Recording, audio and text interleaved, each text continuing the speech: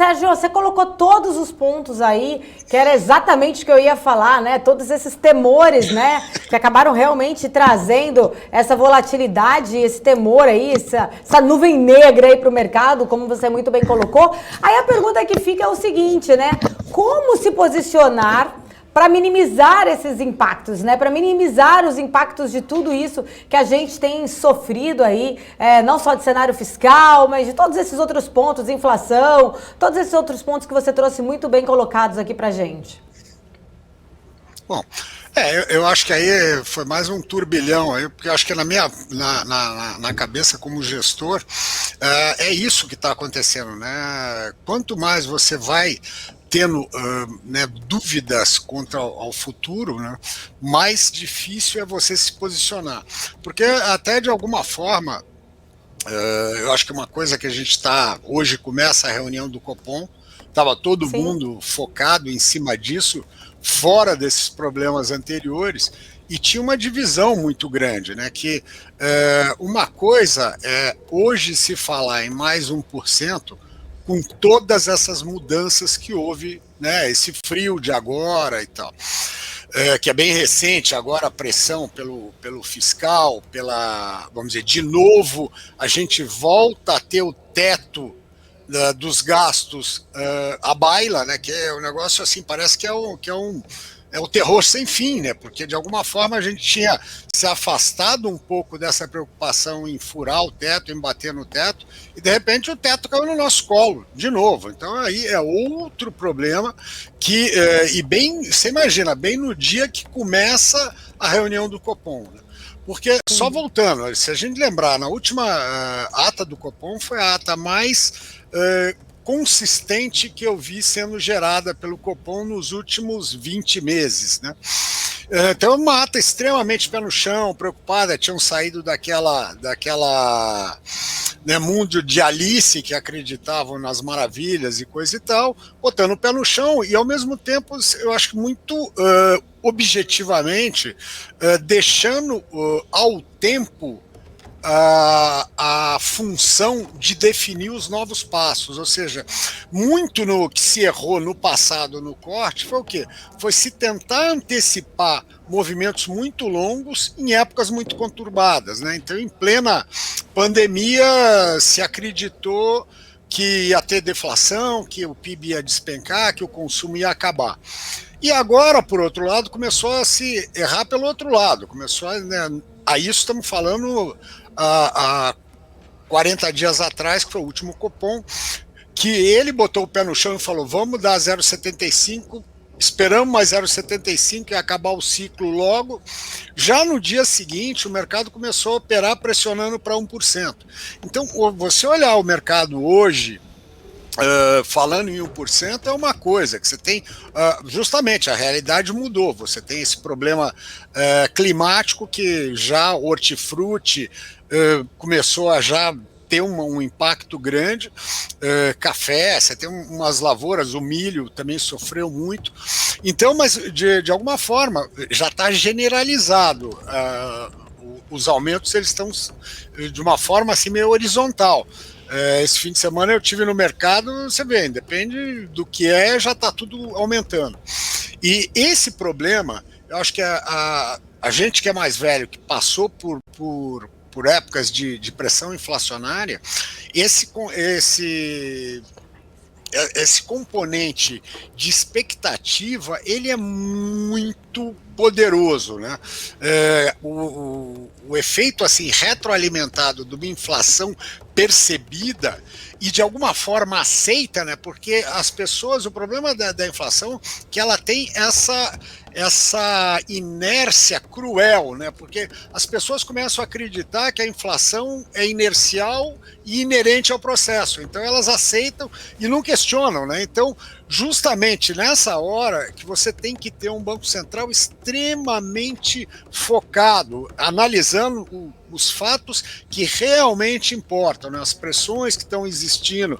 Você tem pressão passageira nos hortifruti, você vai, sei lá, pode ter um problema principalmente o café, que ele é afetado mais de longo prazo, na safra de 22, 23, mas, ou seja, é safra de 22, 23. Você vai tomar preço futuro, né, problema futuro de preço para hoje, aí justamente aí você vai ter essa espiral meio que irreversível.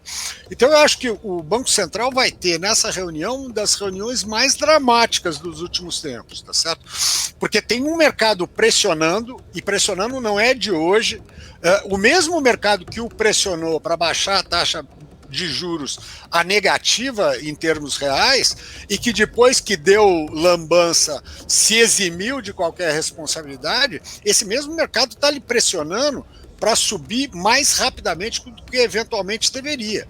Tá certo? Então, eu acho que essa preocupação em ter uma postura muito sóbria e pensar assim, a gente está tendo muito ruído de Brasília, quem é o guardião da moeda? É o Banco Central, tá certo? Ele tem que atuar de forma contundente nos juros e, se for o caso, no movimento especulativo no câmbio. Eu acho que uma parte desse movimento que a gente está tendo no câmbio é puramente especulativo.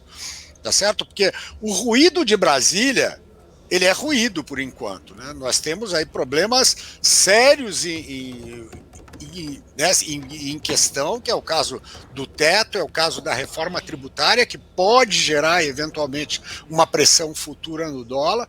Então você tem muitos problemas em ser. Mas o Banco Central tem que agir em cima dos fatos que ele tem, né? E não pode, eu acho que ele não pode entrar no mesmo erro que ele fez no passado, que foi acreditar numa tendência que acabou não se consubstanciando. Então que ele agora não acredite que o mundo acabou, e ao contrário, eventualmente é a hora dele mostrar que o mundo não acabou e dar uma paulada. Se a gente olhar a nossa moeda nos últimos 3 dias, ela performou muito pior que nossos pares, né? Mostrando que o problema é nosso. Agora, tem que pensar também uma coisa, a confiança é um cristal.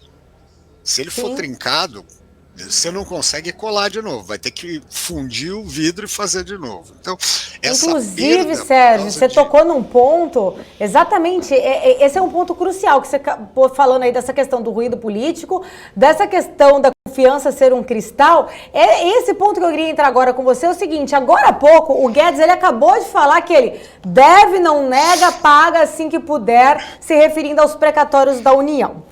Tem gente já interpretando esse movimento como um possível calote.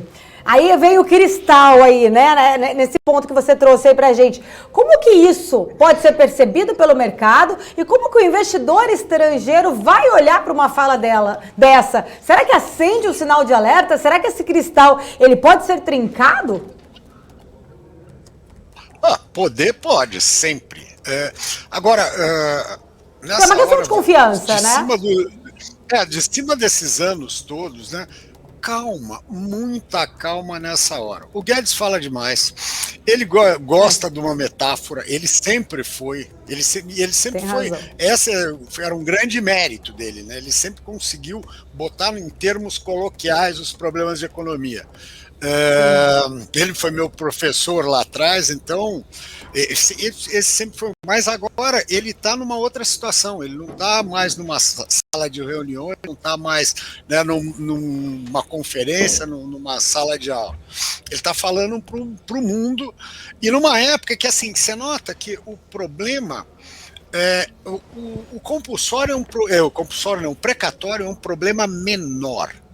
O Estado sempre pagou mal, atrasou, isso daí, e melhorou muito, porque você se lembra que no passado, precatórios, né, os TDAs, você comprava com 80% de deságio, porque era tão remota a época para que você ia receber, e com isso hoje não, hoje, né, TDA, você compra pela taxa nominal.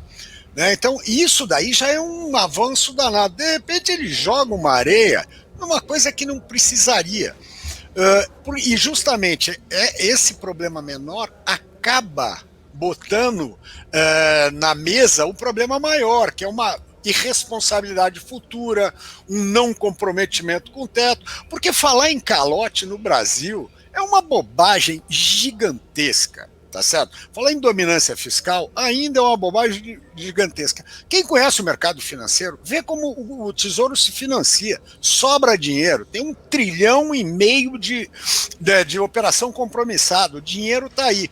O problema da dominância é o seguinte: é lambanças serem feitas que tirem, que você consiga eventualmente perder a confiança na moeda. O que você tem que olhar nesse caso, e você vê que é muito preocupante essas duas curvas que eu estou vendo na minha cara aqui. Você vê taxa de juros longa porrando e dólar comercial bombando. Uhum. Isso é ruim. Porque, teoricamente, você tendo um juro mais alto, ele remuneraria melhor. Essa coisa de dólar subindo e juros subindo, isso daí para o pessoal que adora falar em dominância fiscal é a cara. Seria isso. Você sobe os juros e não consegue se financiar. Não é o caso. Veja como estão títulos. Eu acho que o importante, enquanto as pessoas falam, não vai ter um risco do calote. Para ter o risco do calote, sempre acompanhe o ativo objeto. Você teria que estar as taxas de NTN dando pancada, você tinha que ter os prés caindo muito, preço abrindo taxa, você ia ter que ter de novo uma desova de LFT, que foi o que nós tivemos em setembro do ano passado, por falta de confiança. Então, eu acho que é o seguinte, você tem que olhar sempre o composto. Hoje, para mim, essa taxa de juros, ela está basicamente refletindo duas coisas: essa briga entre o pessoal que era tomado e dado, porque o mercado, na verdade, é sempre uma briga em de duas mãos, vamos ver quem é uma mão forte, e vamos dizer, dúvidas que começam a aumentar, né? Quando você começa a ter dúvidas sobre como vai ser levada a economia nesse tempo, se você vai ser mais irresponsável fiscalmente, tá certo? Eu acho que muito mais pesado que isso é um aumento do Bolsa Família para níveis que eventualmente tendam a você enxergar que é um movimento populista e não um movimento de auxílio. Isso cria um desconforto futuro, tá certo? E a taxa de juros impacta isso. E o dólar, eu acho que ele está muito mais balançando em cima das más notícias, né? Eu acho que são movimentos que não caracterizariam ainda esse medo de incapacidade, de insolvência, de calote, né? Eu acho que falar em calote, realmente quem fala em calote não conhece a fundo como é que é a estrutura. Mas justamente é um risco, né? Se o cara fala assim, onde passa um boi, passa uma boiada.